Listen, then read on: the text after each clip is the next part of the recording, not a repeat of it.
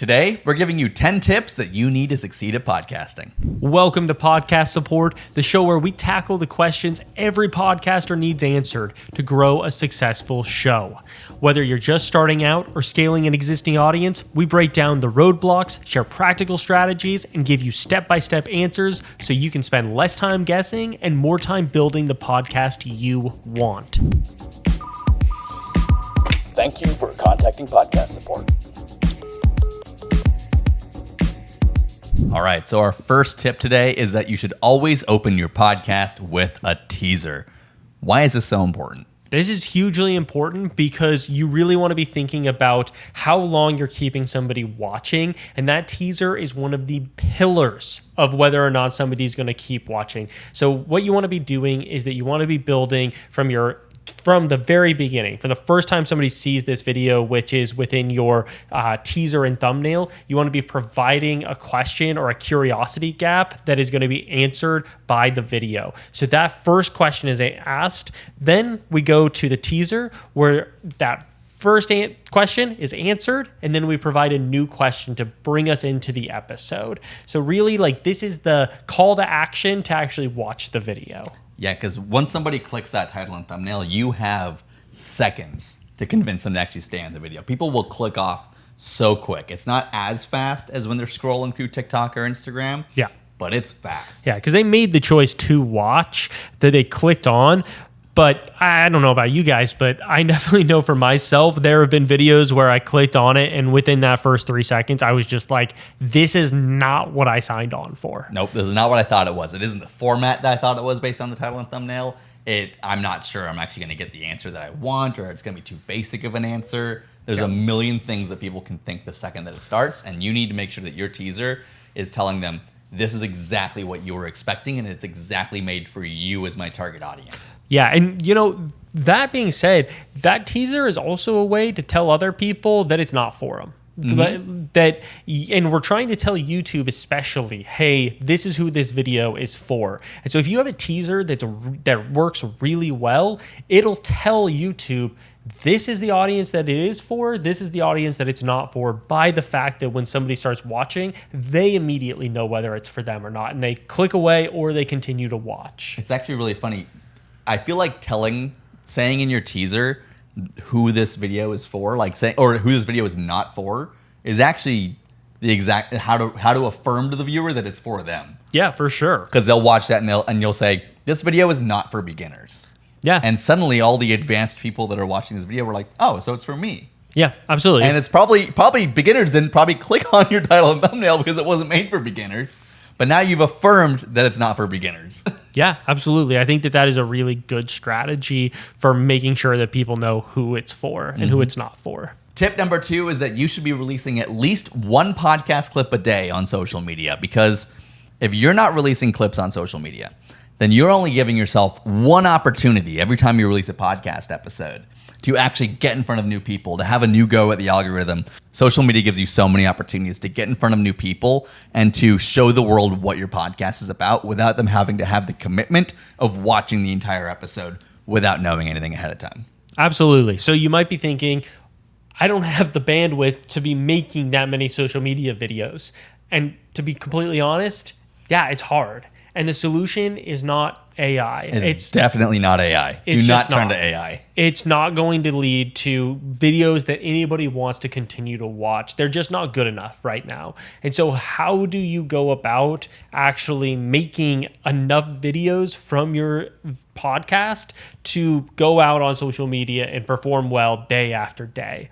Well, the reality is that it starts out with planning, and it starts out with knowing that this is the approach that you want to take. You want to make sure that when you're recording, you have it in the back of your mind. This needs to be synthesized into 60-second videos. And so that comes from the questions that you ask, the way you phrase them, the type of energy you bring from moment to moment in the podcast. All of that goes together to make it a lot easier to pull out those different pieces and nuggets and things that you want to put out. Because if you go and make a podcast and you don't ask the questions in a leading way that's really informative, let's say that you have a podcast all about chemistry, you're making chemistry cool again, and your question is, yeah, so I've been looking into chemistry and I've been looking into, how these different molecules interact with each other. And, as the guest, I think that you're so well formed at this. So like, what do you think about this molecule? And if you ask that roundabout way, then when you go to the editing, you're going to be like, man, did I screw myself, because I had to chop myself up. And then the video is kind of weird because it's all chopped at the beginning before we even get to the other guest. Like, it's all kind of a cluster. Instead, you want to ask really decisive questions that even if you're trying to have a conversational podcast, you still need to make sure that you're talking in clear and concise ways. So instead for that one, you say, so this is the reason that this molecule is changing everything. Do you agree or disagree with that? And then you have that really clear way that your question has been asked, so that when you cut that down into 60 seconds, you're good to go. So it really does come down to that planning. And keeping that planning through the editing process as well. If you edit your own podcast, you want to make sure that as you're going through and editing the show, you're marking every moment that you find that would be a good clip, so that later on when you need to edit these, you don't need to watch through the whole episode again to find those. You've found them already on your very first watch through when you were doing your initial editing. And then, and you want to make sure you're doing that too if you're working with an editor that's not yourself. All right, now moving on to number 3, start a newsletter from day one. This is so important because we want to find ways to take our audience off platform, because these platforms, they can change at a moment's notice, and we then we are beholden to those changes. A newsletter gives us a really organic way to stay at the top of somebody's mind and stay at the top of their list of podcasts to listen to, of creators to engage with, of industry leaders to keep a pulse on. So it's really important that you're creating this newsletter, and that doesn't have to be this massive undertaking, especially in the beginning, because if your newsletter, if you're putting as much time into that as you're putting into your podcast, you're probably going to start to burn out. And so instead, you can start that out as a monthly podcast. You could start it out as a quarterly if you absolutely needed to. What we want to build up to is we want to build up to the point where we're, every week or every other week, but that's a place to be building towards. And the ways that you do that are repeatable topics that you can go into on your newsletter that you don't have to recreate it every time. That means that your newsletter is broken into maybe 3 or 4 different sections. That can be something that you're reading, that can be an industry trend that you want to break down. That can be different advertisers that you think are really, that work well with what you're talking about. It could be reviews about different products within your industry.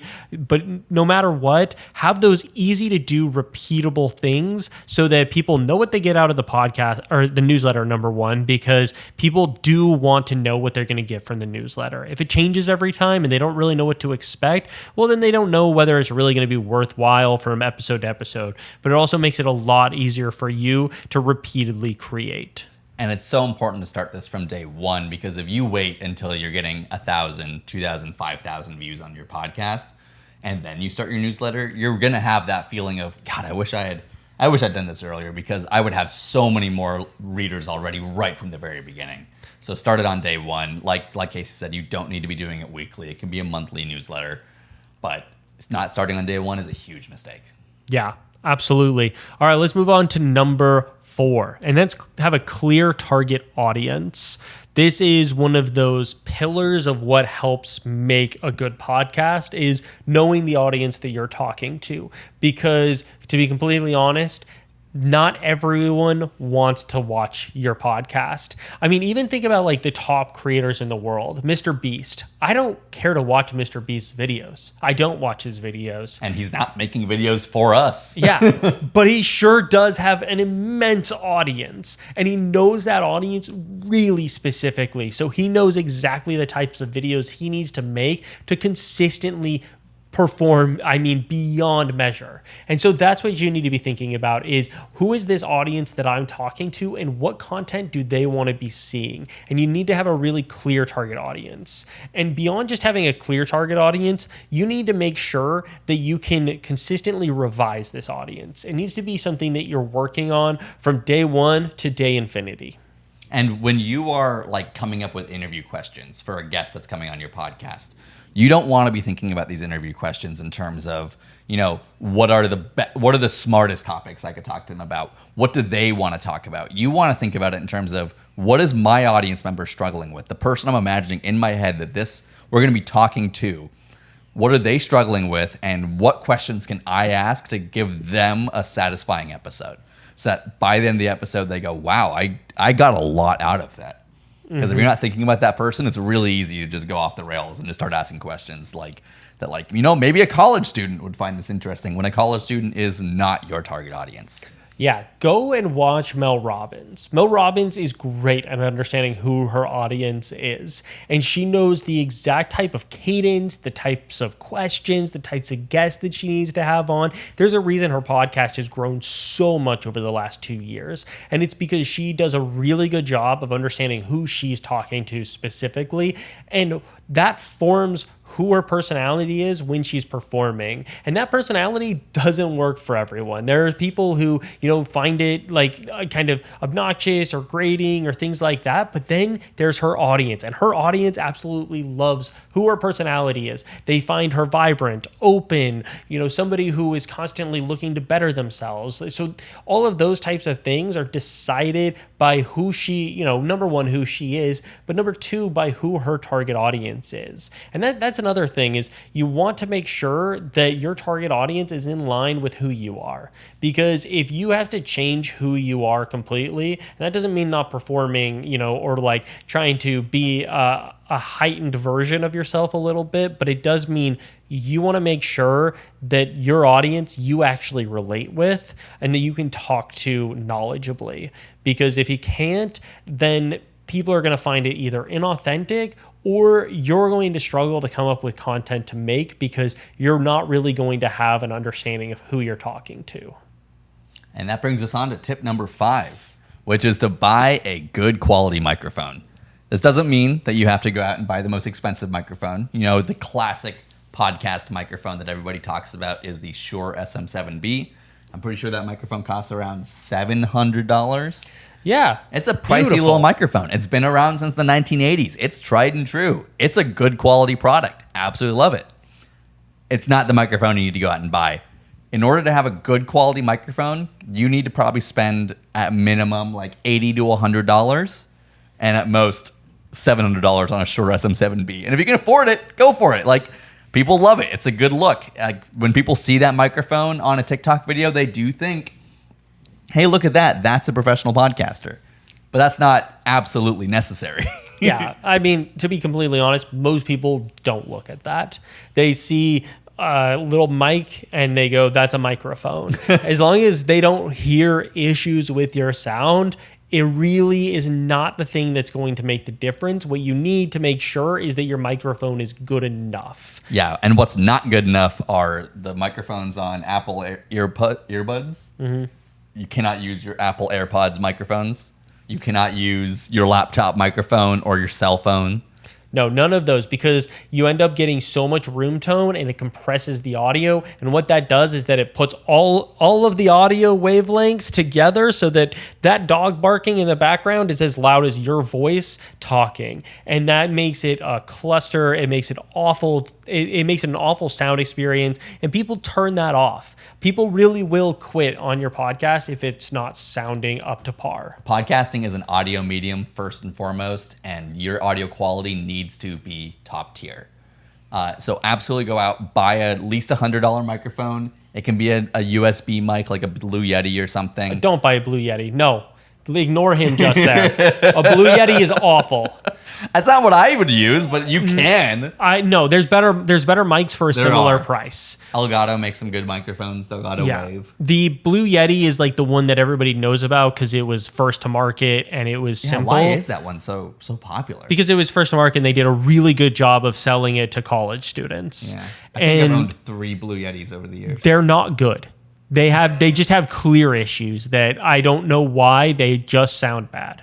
Believe it or not, we're not sponsored by Blue Yeti. Yeah. I'm sorry, and I don't want to be because I don't believe in that product. There's other stuff that I'd be happy to buy Blue, but I do not think the Yeti is worth it. The absolute best thing you can do is to buy a separate audio interface that allows you to plug an XLR microphone in. XLR is that type of connector that we've got on these microphones right here. Yeah. And then that would then allow you to plug in any microphone into your computer to record for your podcast. Yeah, what I would say is that we just put out a video a little bit ago that is, what we would be using in 2026 for our equipment.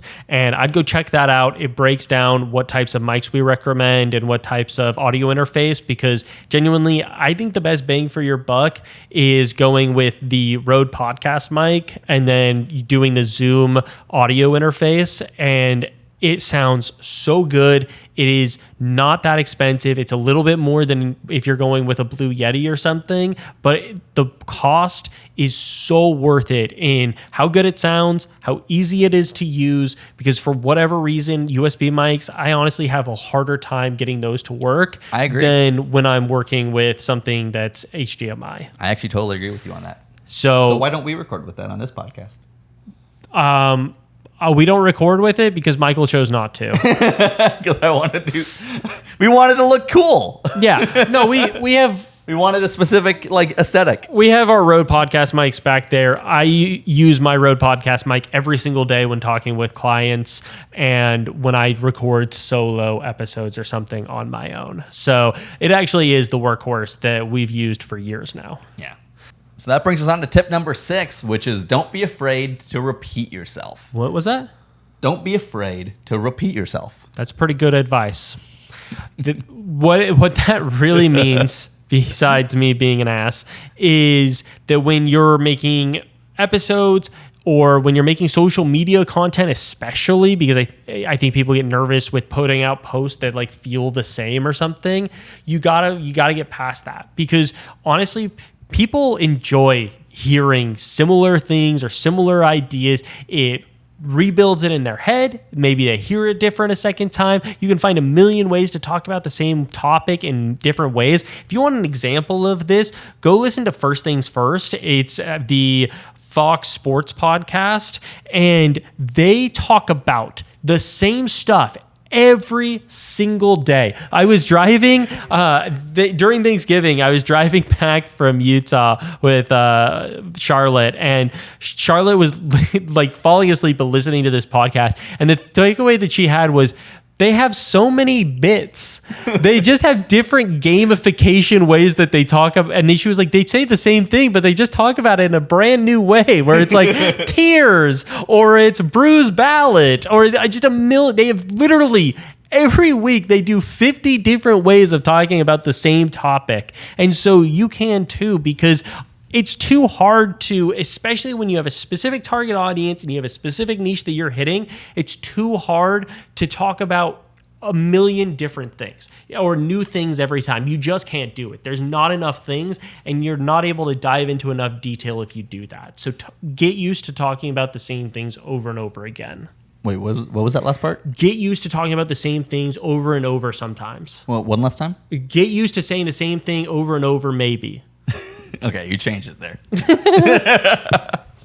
And number 7, always provide value in your episodes. This one's really important because it's really easy to, just want to phone a podcast in one week. I'm tired. Let's just sit down and record this week. And we'll just chat about something. Mm-hmm. But if you're not if there's not a reason for someone to listen to that podcast other than just hear you chat, why would they watch that episode? You need to have something that is provable value that you can put in your teaser, your thumbnail, and your title that will get someone to click and then stay in the episode. Because unless you have just a really strong parasocial relationship with someone, that's not going to, just you chatting is not going to be helpful. And I think that the podcasters who have really strong parasocial relationships probably are not watching this video about the top 10 tips to make a successful podcast. Yeah, I don't think they need it. They're currently just sitting back and recording a podcast episode and people are going to watch it anyways. Yeah. Yeah. The other part of this is making sure that your value is consistent. We had a podcaster that we worked with who they were a finance podcast, but they every once in a while would want to do episodes about health and fitness. And it was such a divide from what they actually were talking about most of the time. And so every time that they would do that, it would almost reset the algorithms to the expectation. And so they would suddenly lose a lot of viewers and a lot of that growth that they had gotten. And they just kept doing it, and it kept on being a problem. It's not something that you can really work past. You know, if you have huge parasocial relations, or possibly if you become one of the biggest podcasts in the world, you can talk about anything. But unless you're one of those two things, which if you're watching this video, you're not those two things, you have to make sure that you niche down. And number 8 is to start your interviews by asking your guest why this topic should matter to the audience. This is something that Mel Robbins does every single episode, and I think that it is so absolutely genius. She starts off the interview with someone, like let's say they're an expert on happiness, and she says, okay, so someone is watching this.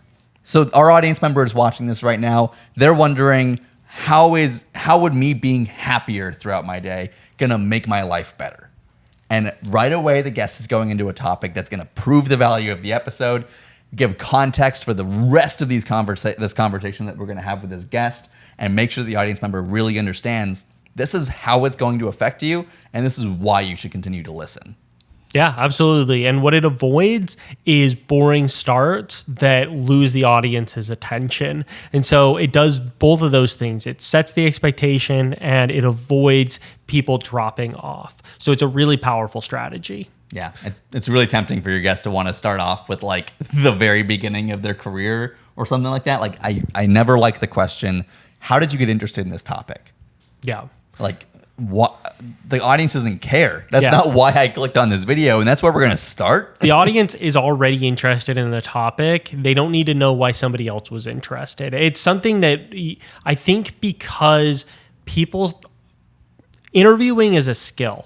And people oftentimes hear bad interviewers because most people are bad interviewers, and they see them at colleges, they see them in their high school, they see them in most podcasts, most everything. They see bad interviews. And so they get used to that. How did you get interested in this? As an expectation of what they should ask, that they need to cover with their guest their history or their background, when the honest answer is that they don't really need to. And it's the same with the guests. The guests oftentimes are programmed that they need to start talking about their background, when honestly, as long as people trust who you are as the podcast host, they don't care about the background. I at least don't. I really don't. I hate hearing about people's backgrounds. It's why oftentimes I don't actually listen to like podcasts where it's, somebody interviewing actors or something, and they like talk about their history inside, because it just kind of drives me insane and it bores me. I'm like, I want to know how you got into the headspace for this role. I don't care about what got you interested in acting. Yeah. But one thing I will say is about like whether or not interview guests should talk about their background. There's much more interesting ways to communicate your guest's background to your audience, to provide some sort of social proof, like the fact that your guest has degrees in the subject matter, or that they have best-selling books, or that they give TED Talks. There's ways to insert that into your thumbnails, your titles, your teasers, or to just like use a lower thirds on screen, or to give a quick introduction to your guest before the show starts. Yep. That can communicate all of that without a long-winded explanation from the guests themselves. And number 9, ask guests who you feel are unattainable to come onto your show. This is something that I genuinely think people underestimate the size of guests that they could bring onto their show. They think, well, I'm, either just getting starting out, or, I've been going for a long time, but I just don't feel like I have the downloads. And so they don't reach out to people with larger audiences. But genuinely, you would be surprised how many big guests you can get to come on your show. It's really shocking. If you just reach out. Something that we do all the time is we, even if we don't necessarily have a connection to somebody, we'll cold outreach to them. We'll go and send them, a message on social media, or through their email, or through their company's email. We'll find a way to get to them and ask them to come on the show. And yeah, sometimes they say no, but a surprising amount of the time they say yes. I'd say about like 30% of the time you'll get a yes. So here's something. When we send those emails, What is it that these larger guests want to see in these emails that convince them to come onto a smaller show? So I would say the first thing you want to do is feel like a real person when you're emailing. And so what happens is when you hire one of these like guest booking things, or you like have somebody else reaching out, what they'll often do is they'll have this pre-written email that's super long that goes into all of the details about the show, that also shows like, I don't know, you like attach a PDF about your show that breaks it down. And like, I mean, you have to ask yourself if you would read that email. Like this cold email that you just got that's sitting amongst all the other junk mail that you got for the day. Yeah, if somebody is asking you to spend 5 minutes deciding whether or not you want to do something and you've never talked to this person before, like, would you spend that 5 minutes? I know I wouldn't. And also, you're asking them to spend 5 minutes doing things that only benefit you. You're not giving them anything. Yeah. So what I would say instead is make sure that it's 3 sentences long, that one sentence establishes who you are, what your pedigree is, what your experience is, something like that. And oftentimes that'll be, hey, I'm reaching out. I do this podcast. I've interviewed these people, and I list off 3 people who they might know, or at least are industry, bigger people in their industry. And that doesn't have to be like huge people. It could be whatever. You could also change that out for, hey, I have a medical degree in this, or I have an expertise in this, or something like that. And then the final one is, I'd love to bring you on the show to talk about, and I list off something specific that I want them to talk about, something that hopefully will excite them or get them interested in it. And if you just have that short thing, and then, put your little signature that says like your full name, make sure you put your email, put a phone number, put as much stuff as you can to make it look legit, so that part feels like, oh, okay, this isn't a scam or something. But just make it short and make it direct. All right, moving on to number 10, build ongoing relationships with other podcasters. I really love this one because you want to be growing with people. And so it's really important to find your community of podcasters. Podcasting can become a really lonely field, and it can become a really burnout prone field. And having those relationships, those people to help you keep going, that you can learn from, that you can share wisdom with, will really help you maintain your podcast. Yeah, I mean, it's a really good way to, number one, you can be guests on each other's shows, you can grow each other's audiences, and there's probably a lot of crossover between the audience that you're going after and another podcaster's main audience, and you don't have to be in competition. It's not like those people can only listen to one or the other. Working together, doing posts that you collaborate on, doing episodes you collaborate on can be a really powerful way to grow both of your audiences at the same time. And then also just having a community. Podcasting can be a great opportunity just to meet other people and to just have a place where you can just chat about the industry and chat about like what you're dealing with, see what worked for somebody else, and see like maybe they have the solution to how you can have better thumbnails and you have the solution to how they can have better titles. Yeah, absolutely. One of the things that's underrated is the power of podcasting for networking. Oh, yeah. There are so many opportunities that you will get outside of just doing the podcast, from meeting people, talking with them. I mean, you're getting access to talking with somebody for an hour and a half. That's something that is undisputed in like really sticking in their memory, and something that builds relationships for the long term. And those were your 10 tips of how to grow a successful podcast. We really hope you got a lot of value out of that. And let us know in the comments if you have any other questions about how to grow a successful podcast. See you next week. Thank you for contacting podcast support.